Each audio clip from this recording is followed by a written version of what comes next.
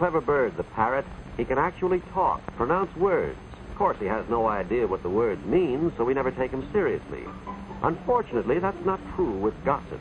They use words just as carelessly as the parrot, but sometimes we take them seriously, and often innocent persons are harmed. You see, gossips don't stop to think that words are dangerous. They influence our national life, and in war, they are powerful weapons.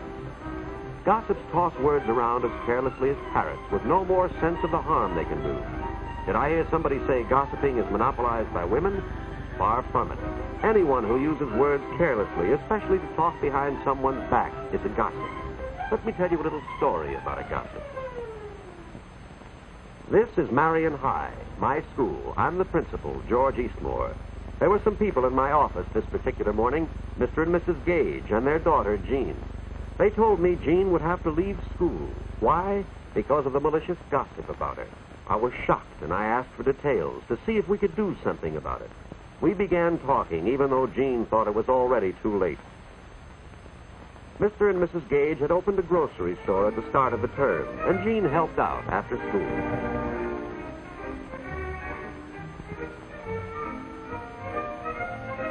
Usually it's difficult for a boy or girl entering a new school to get acquainted and make friends, but in Jean's case it was easy. She's a very good artist. Her first drawing won a school award, and the prize-winning picture was posted on the bulletin board. That seemed to open the doors for her. All the girls were interested and anxious to meet her. The first friend she made was Janice Nelson. Of course, Marion High is coeducational, and the other half of our student body is always interested in a pretty, popular new girl. So while Jean's new friend Janice Nelson was introducing her to some of the other girls, Jack Monroe and Bill Ellis, our two ranking Casanovas, were making a little bet as to which would make the first date with her.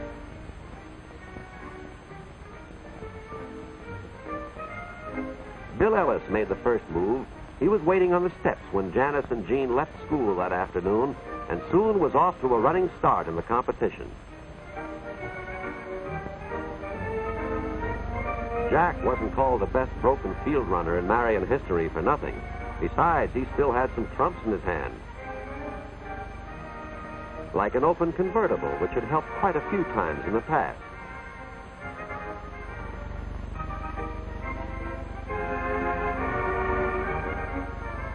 Bill didn't know it yet, but he was about to be outmaneuvered by an old trick, the fake flat tire. Jack was well in the lead now. He drove 12 blocks out of his way to drop Janice off first.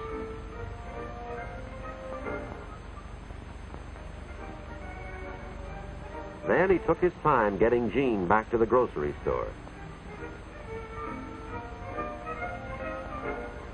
Jean introduced Jack to her mother and father, and presto, he'd won. He had a date with Jean for Friday night.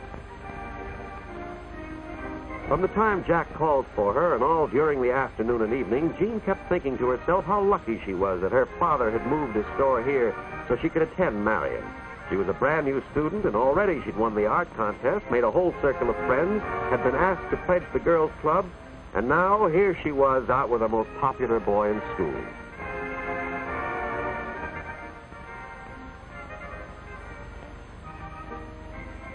But when they drove home, Jean began to learn a little more about Jack.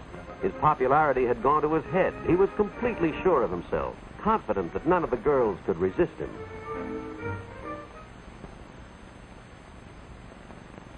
Jean's slap didn't hurt his face, but it certainly injured his pride. He tried to laugh it off, but he was thinking that he'd have to get even.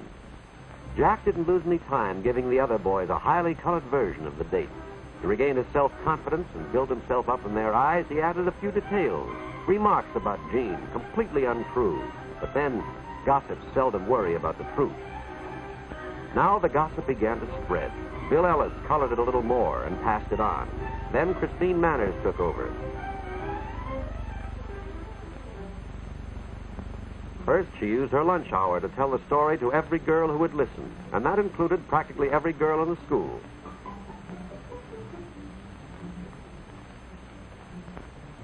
When she got home, she took over the telephone to call all those she'd missed. Yes, gossip spreads like wildfire, especially with the help of girls like Christine. And by the end of the day, the harm was done. Jean's reputation was ruined. The next morning, Christine still wasn't through. She'd been jealous of the new girl's popularity and talent from the start. Now was her chance. But the picture gave Jean her first inkling that something was wrong. She knew it had been torn down deliberately. She asked her friend Janice if she'd done something wrong, but Janice was too uncomfortable, embarrassed to tell Jean to her face. Everyone took pains to ignore her. She felt like an outcast, yet couldn't imagine why. Jean was hurt and bewildered. Marion High had seemed so wonderful only last week. Now it was like a completely different school. Gossip. Jean was lonely and miserable all week, but she was still hopeful that once she was initiated into the girls' club, things would be better. However, Jean had already been blackballed even before the club's scavenger hunt had started. But instead of telling her, the club president had made Jean's assignments far more difficult than the other girls, hoping Jean would fail, thus disqualifying herself.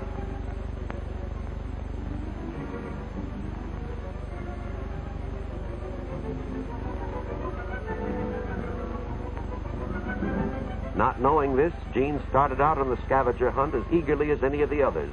She was willing to work twice as hard as the other pledges to be initiated. The rest of the pledges had finished their assignments and had been notified of their acceptance before Jean returned. Now the girls were really embarrassed. Jean came back with every one of her assignments completed. What could she do next? Nothing, Christine told her. She'd been blackballed. She wasn't wanted. Jean couldn't understand. She'd done her assignments as well as any of them. Why had she been rejected? Christine said Jean knew very well why, because they didn't want her kind of girl in their club. Jean still didn't understand. Janice finally had to explain that they all knew about her, about Jack's story. Jean was stunned.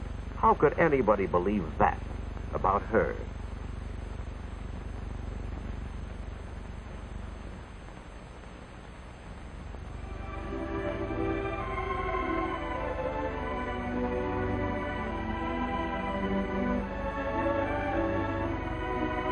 When Mr. and Mrs. Gage came home, Jean told them what had happened, that she hadn't been accepted by the club because of the gossip about her. She said she was quitting school.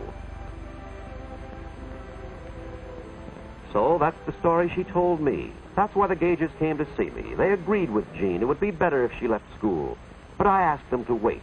Give me a chance to do what I could. Gossip is difficult to fight. You have to go right to the source and stamp it out.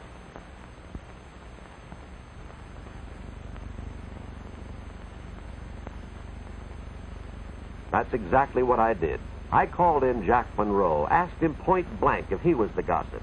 Jack was surprised. He thought only women gossiped. Men just, well, talk.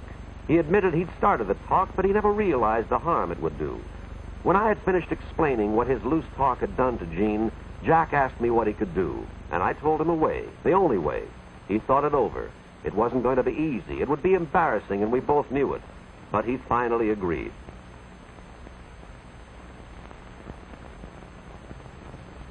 Give Jack credit. He went through with it. His voice broke a few times, but he managed to tell them all that there was nothing to the gossip, that he had made up the story and was to blame for everything. But that wasn't quite right. I told them that anyone who listens to gossip is almost as much to blame as the person who spreads it.